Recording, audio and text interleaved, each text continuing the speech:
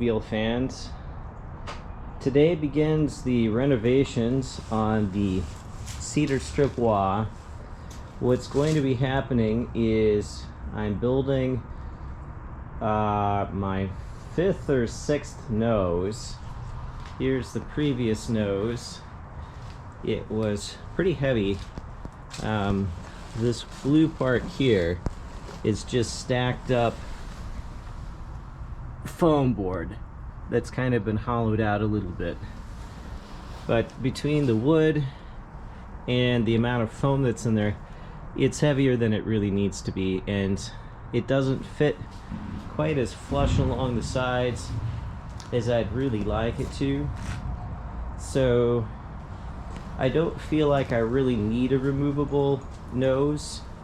I'm going to end up cutting an access hatch somewhere here or in the very top of the nose, and all of this along there is going to get removed.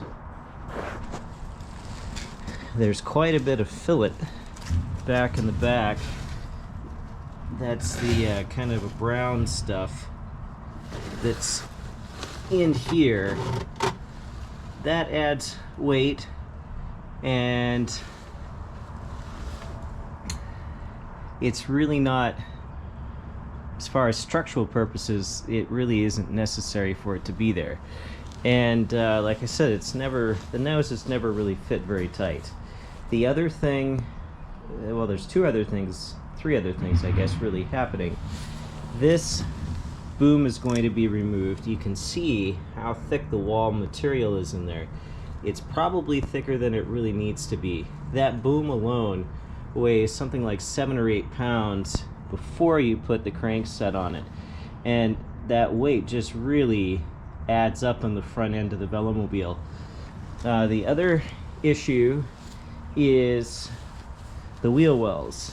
If you've watched some of my other videos, you know that those wheel wells are way too tall, and when you look at it from the side, you can see how the wheels sit out right there in the airflow, and that just destroys the aerodynamics. The reason I know that is because I did aero testing, and there's a 3-part series, and that's why you see this along here. I had taped on some Coroplast wheel pants,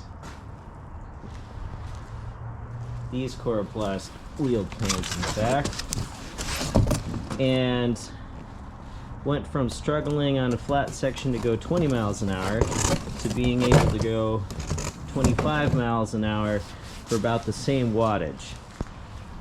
So I'm going to shorten up the wheel wells,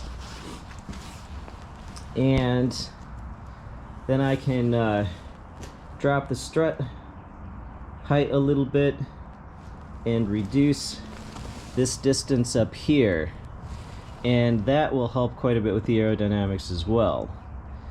And also get rid of this lip, because that doesn't help things either. The reason that lip is there is because I didn't do a very good job of cutting out the wheel wells, and I put that lip in there to hide my poor work.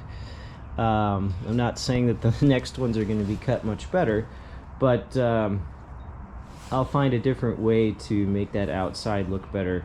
It'll probably just be a band of paint around the edge instead of an actual 1/4 inch thick foam. Other than that, when I do that, I'm going to have to do a new bridge. I'm going to remove the pink foam stuff that's in there, and everything that's going to get added is going to be carbon fiber. That will reduce the weight to some extent as well.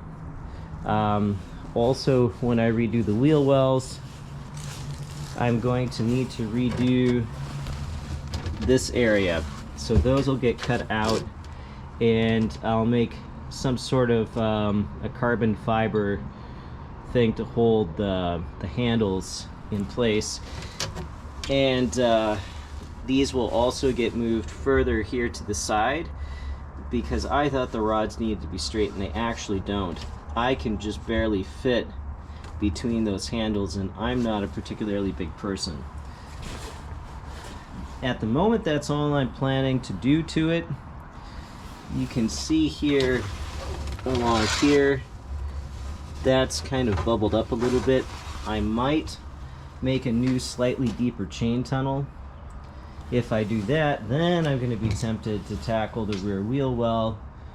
Oh, there's my rain pants, which is just plain ugly, and my seat support system has always been an issue. What's in there now is somewhat functional, but I wouldn't mind having something better. But you know, if you go too far, then you end up just basically redoing the whole thing, and I don't want to do that.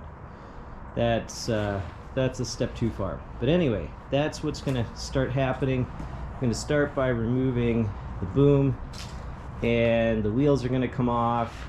In fact, even the back wheel is going to come off. The chain's going to get pulled out because I don't want it to be covered in the dust that's going to be generated from the cutting.